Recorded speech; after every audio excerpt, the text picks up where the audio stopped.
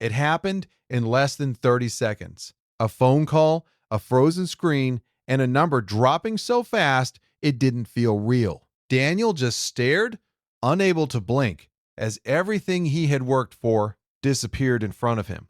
And in that heavy silence, one voice came back to him. Not from the room, not from the phone, but from years ago. Don't rush money, son. Fast money teaches slow pain. This is a real story from Austin, Texas. And if you stay until the end, you'll understand why sometimes the biggest mistake is not listening when it matters most. Daniel Brooks was 27, a freelance graphic designer with a sharp mind and a creative eye. He was the kind of person who could turn a blank screen into something meaningful, something alive. People liked working with him because he cared about details, but deep inside, Daniel was always chasing something bigger, something faster. His greatest strength was his ambition, but his biggest flaw was simple. He hated being told what to do, especially by his father. Robert Brooks, his father, was 58 and worked as a mechanic. His hands were always rough, covered in grease, but his words carried the weight of real experience. He wasn't educated in the modern sense, but life had taught him things no book ever could. Daniel, however, didn't see that. To him, his father felt outdated, someone who didn't understand how the world worked anymore. One evening, Daniel sat at his desk, staring at his laptop as charts moved rapidly on the screen, numbers rising, opportunities forming. His heart beat faster with every gain. This was the life he wanted. Fast, exciting, limitless. Across the room, a small framed photo sat quietly, showing him and his father smiling together. Back when listening didn't feel like losing, Daniel's life wasn't bad. He had steady freelance work, a few regular clients, and enough income to stay comfortable. It wasn't extraordinary, but it was stable. His father would often sit near him in the evenings, quietly observing, occasionally asking simple questions about saving money or understanding risks. Daniel would always respond the same way, half listening, half distracted. "Yeah, I got it, Dad." One night, his father paused longer than usual and said calmly, "Don't put everything in one place, and don't trust what grows too fast." There was no pressure in his voice, no lecture, just a simple warning. Daniel nodded, but deep down, he had already dismissed it. Things were different now, he believed. The world had changed. Later that night, Daniel invested a small amount of money into an online platform. Within weeks, it doubled. He didn't tell anyone, but inside, something shifted. A quiet voice told him he was ahead of everyone else, smarter, faster. The opportunity came through a friend named Mark, who spoke with urgency and excitement. He described an investment that was growing rapidly, something only early movers could benefit from. Daniel hesitated for a brief moment, hearing his father's warning echo faintly in his mind. But Mark pushed harder. "You either get in now or you miss it forever." That was all it took. The safe choice would have been to wait, to research, to question. But Daniel chose differently. He chose to act quickly, to trust, to prove that he knew what he was doing. He moved everything into the investment, his savings, his earnings, even borrowed money. He didn't tell his father this time because he wanted to succeed on his own. He wanted to prove that he was right. At first, everything worked perfectly.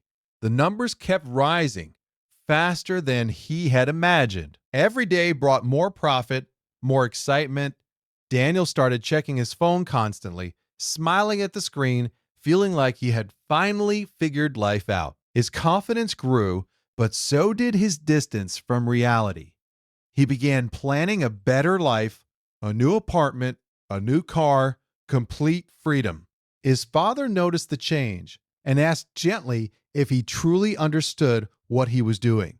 Daniel responded sharply, insisting he had everything under control. That moment created a quiet distance between them. There were warning signs, withdrawals were delayed once, then again, customer support became slower. But Mark reassured him, saying it was normal for fast-growing platforms. Daniel believed him because it was easier than facing doubt. Even when his father quietly reminded him that risk doesn't disappear just because something looks successful, Daniel ignored it. That night, he invested even more. It began with a small glitch. The app wouldn't load properly. Daniel refreshed it again and again until it finally opened. When it did, the numbers were falling rapidly. Panic set in immediately. He tried to withdraw his money, but each attempt failed. He called Mark, but there was no answer. Again and again, nothing. Then suddenly, the platform went offline completely. Daniel sat there in silence, staring at the screen, trying to understand what had just happened. The realization came slowly, but painfully clear. This wasn't temporary. It wasn't a market dip. Everything was gone. Hours passed, but he didn't move. He didn't cry. He didn't react. Eventually, he stood up, walked to the kitchen, and made himself a cup of tea. His hands were shaking, but he needed something to hold on to, something normal in a moment that felt completely broken. In the days that followed, the truth emerged. The platform had been a scam, carefully designed, convincing, and temporary. Mark had likely known or at least suspected. He had already taken his profits and disappeared. But the deeper realization was harder to accept. His father's warning had never been about money alone. It was about patience, about not needing to prove anything, about understanding risk beyond numbers. Daniel hadn't just lost money. He had ignored wisdom because it came from someone he underestimated.